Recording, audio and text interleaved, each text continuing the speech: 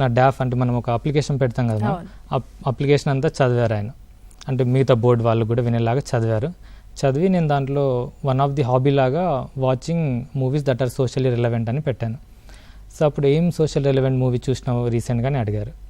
So నేను చెప్పాను, ఇక్కడ ముజఫర్పూర్ షెల్టర్ హోమ్లో అమ్మాయిల మీద అబ్యూస్ జరిగింది మ్యామ్ 2018లో బీహార్లో. దాని మీద ఒక మూవీ తీశారు, భక్షక్ అని, ప్రెడేటర్. సో ఆ మూవీ గురించి చెప్పాను. అప్పుడు ఆయన అన్నారు, ఓకే ఓకే ఇదా ఇష్యూ. లాపతా లేడీస్ అని ఒక మూవీ వచ్చింది మ్యామ్, ఆ మూవీ మీరు చూడలేదా అని అడిగారు. అండ్ లేదు సార్ చూశాను అన్న.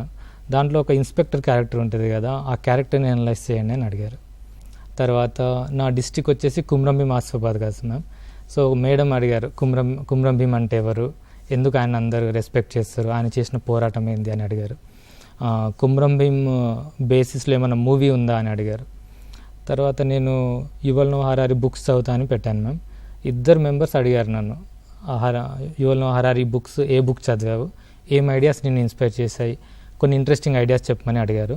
తర్వాత ఒక బోర్డు మెంబర్ అయితే హోమో డియోస్ అనే ఒక బుక్ ఉంది మ్యామ్, ఆయన రాసింది, దాంట్లో ఒక 2 ఐడియాస్ చెప్పమని అడిగారు. తర్వాత నాది కెమిస్ట్రీ బ్యాక్గ్రౌండ్ మ్యామ్, నేను చేసింది ఇంటిగ్రేటెడ్ కెమిస్ట్రీ ఐఐటి ఖరగ్పూర్లో. సో కెమిస్ట్రీలో నోబెల్ ప్రైజ్ ఎవరికి వచ్చింది ఇయర్, వాళ్ళు దేనికి వచ్చిందని అడిగారు. సో ఇట్లా ఒక 25 minutes వరకు అయింది మ్యామ్.